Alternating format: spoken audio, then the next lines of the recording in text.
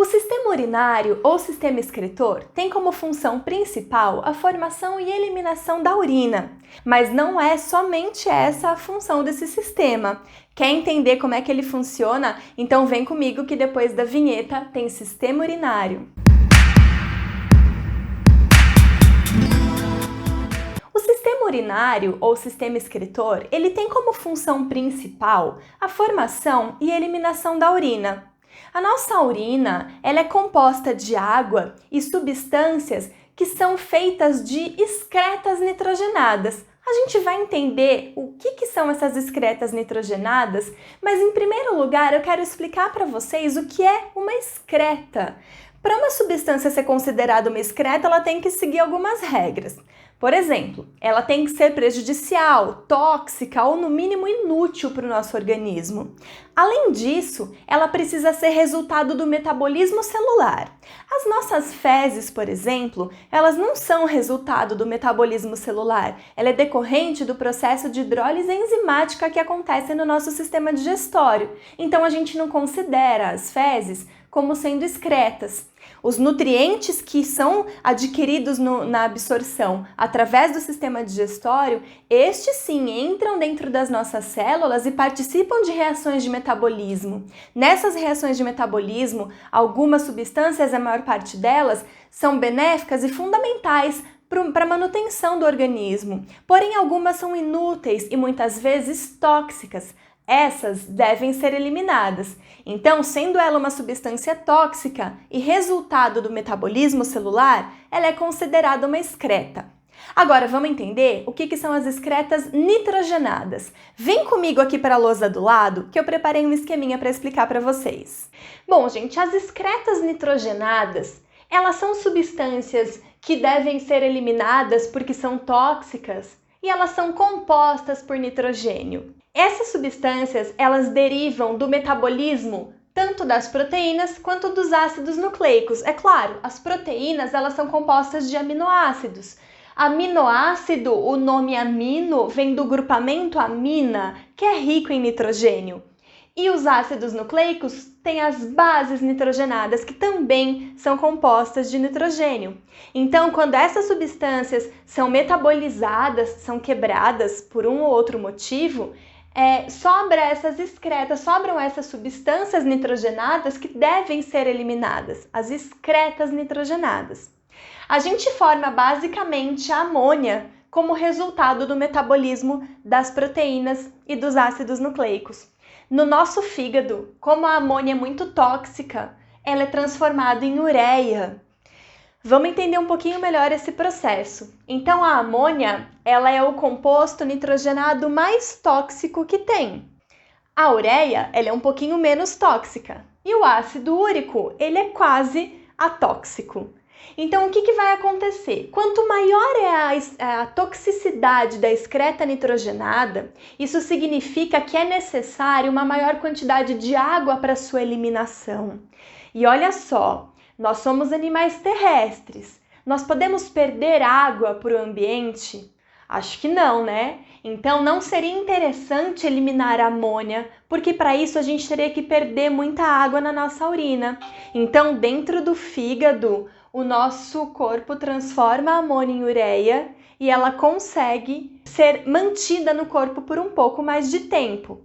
Os animais que excretam amônia são chamados amoniotélicos. Em linhas gerais, os invertebrados aquáticos, as larvas de anfíbios e os peixes ósseos são caras que conseguem eliminar amônia.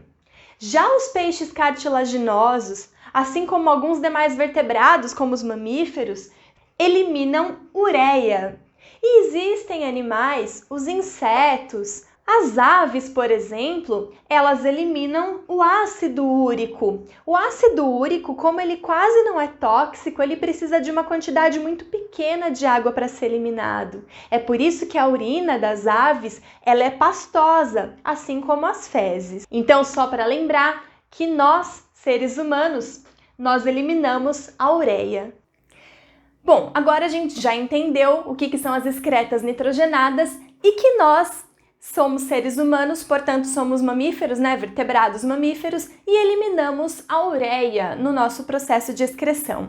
Vamos entender de forma geral como que a urina é formada dentro do nosso corpo. Então fiz aqui um esqueminha bem geralzão para a gente entender que dentro dos rins, aliás, os rins eles são órgãos arredondados, tem aí mais ou menos 10 centímetros de comprimento e ficam na região dorsal, na região das nossas costas. Nós temos 2 rins com as mesmas funções.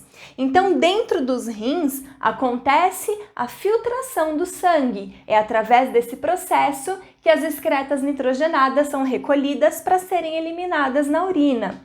A urina que foi formada, ela vai descer para a bexiga através de 2 ductos que são chamados de ureteres.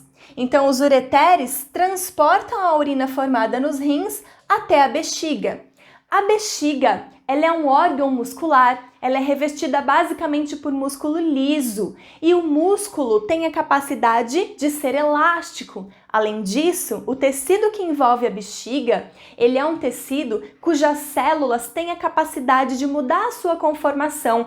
Então, elas conseguem esticar e voltar para a sua posição, esticar e voltar para a sua posição toda vez que isso for necessário. Ou seja, a bexiga ela funciona de fato como uma bexiga e ela consegue encher e esvaziar a todo momento.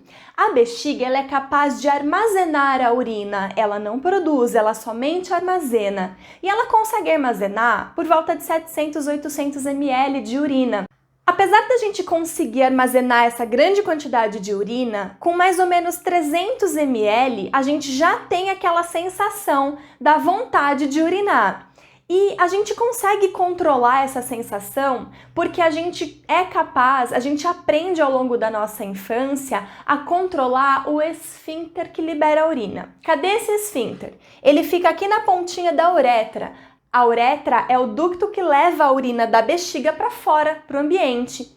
E na pontinha da uretra nós temos esse esfíncter, que é esse anel muscular. E a gente consegue segurar, dependendo da situação, não dá pra gente ir no banheiro, a gente consegue controlar essa vontade. As crianças muito novinhas ainda não têm esse controle, por isso que elas precisam usar fralda. E aí, ao longo dos primeiros anos de vida, elas aprendem esse processo e conseguem controlar um pouquinho melhor a vontade de urinar. O rim, ele tá representado aqui para vocês internamente para a gente ver como que é a estrutura dele. Então, externamente, ele é composto do córtex. Gente, córtex, vários órgãos no nosso organismo, eles são divididos na região periférica e na região central. Toda vez que eu estiver falando de uma região periférica, é um córtex. A região central é a medula, ok? Muito bem.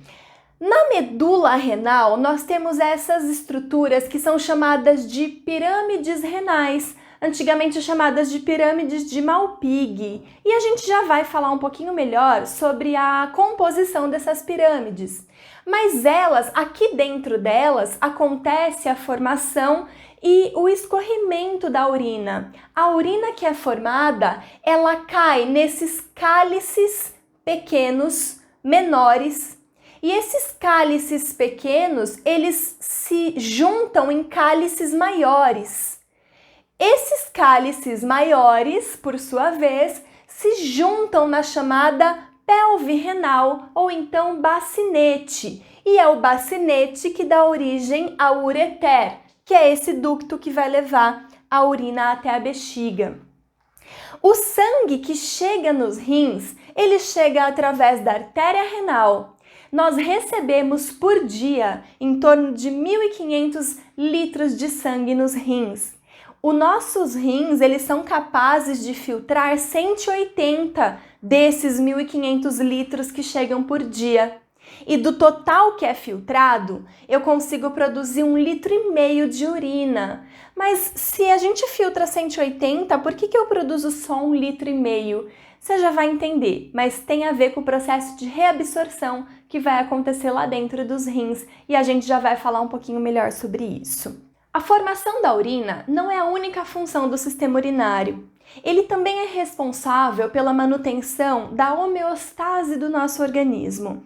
A homeostase é o equilíbrio dinâmico, ou seja, substâncias são formadas, entram e saem do nosso corpo a todo momento. E esse dinamismo entre essas substâncias busca sempre um equilíbrio, busca sempre um padrão de funcionamento do organismo. E é isso que a gente chama de equilíbrio dinâmico ou então homeostase. A formação da urina, ela faz esse papel, ela ajuda a fazer esse papel porque ela retira do sangue substâncias que poderiam ser prejudiciais para esse equilíbrio. Além disso, os nossos rins, eles também têm uma função endócrina, ou seja, ele também produz determinados hormônios. A renina é um hormônio produzido pelos rins e tem algumas ações no nosso organismo. A gente já vai falar um pouquinho melhor sobre ela. E também a eritropoetina, que é um hormônio que é produzido inclusive na nossa medula óssea.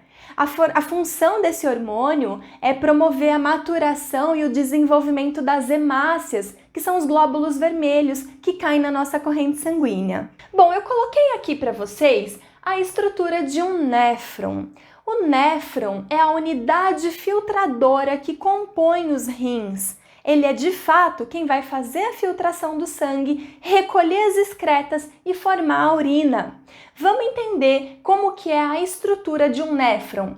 Ele é composto pela cápsula de Bowman, pelos túbulos contorcidos proximais, alça de Henle e os túbulos contorcidos distais. Além disso, existe aqui o ducto coletor e é aqui que a urina vai sendo formada.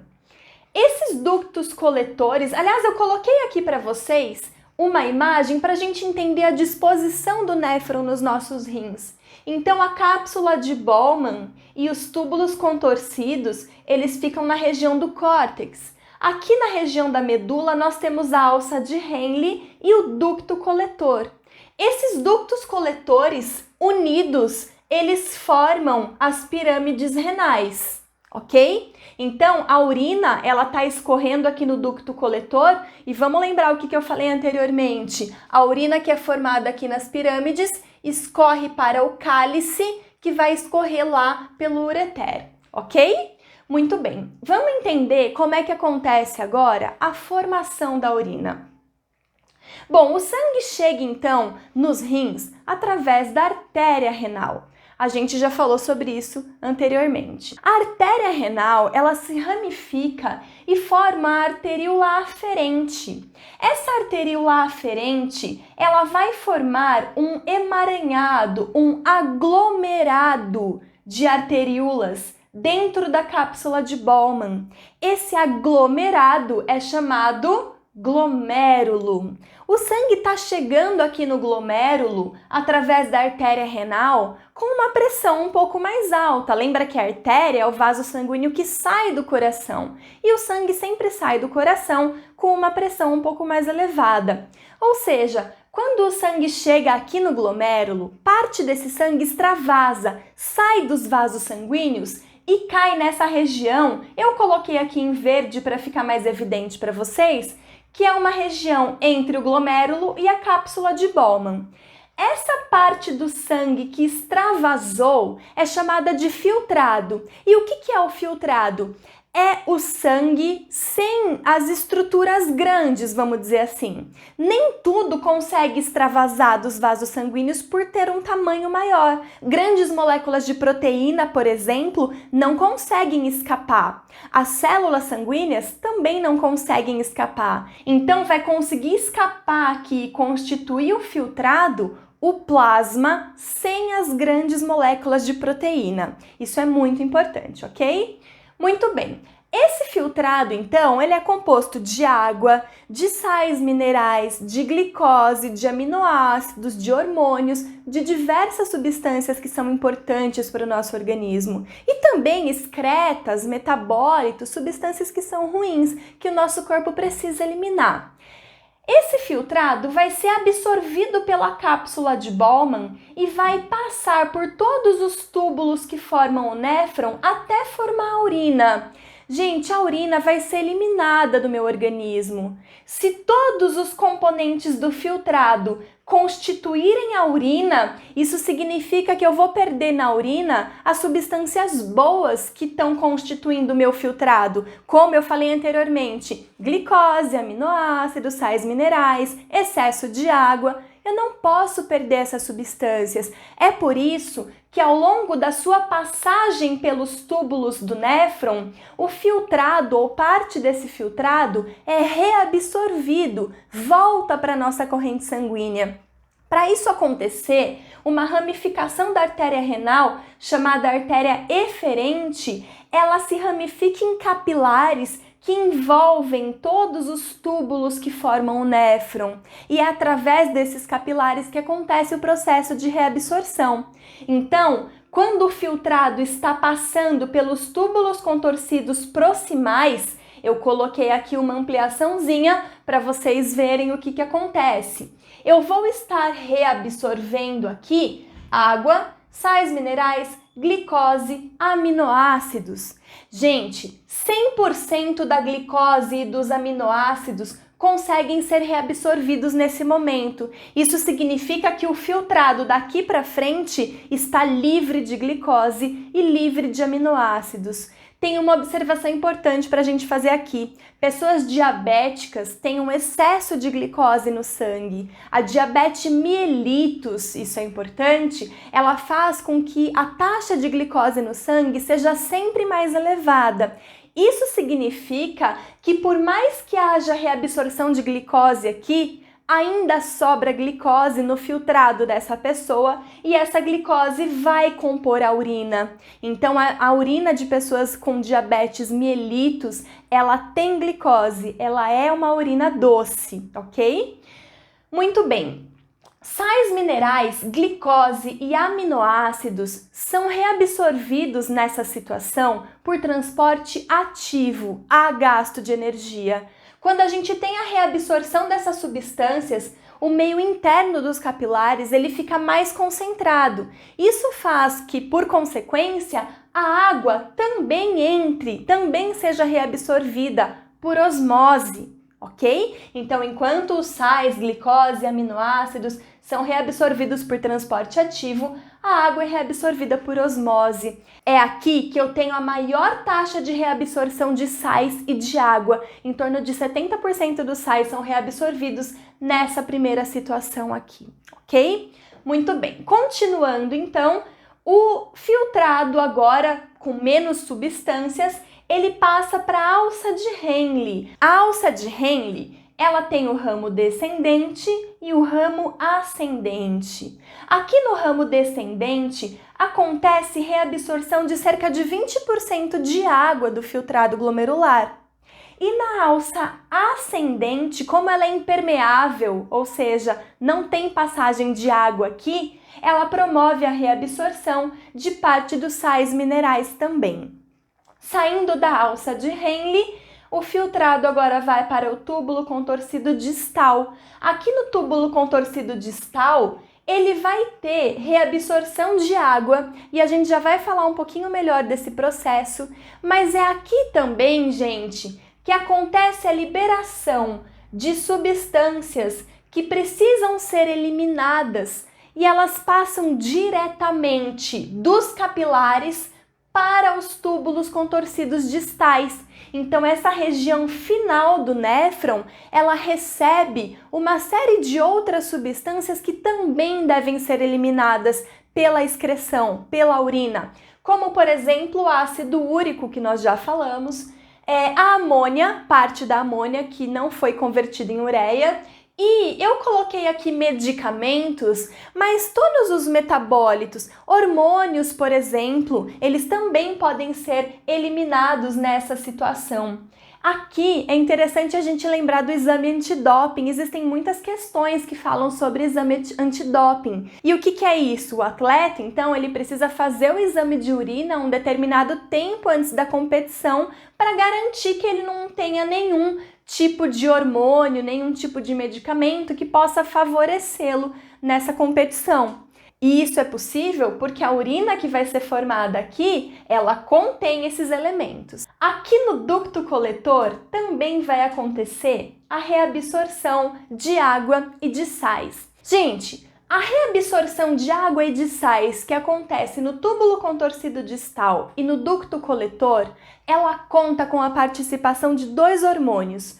O ADH, que é o hormônio antidiurético, também chamado de vasopressina, e a aldosterona. Basicamente, o ADH ele funciona para promover a reabsorção de água e a aldosterona funciona para promover a reabsorção de sais. O ADH ele é produzido lá no hipotálamo e ele é armazenado e liberado pela neurohipófise.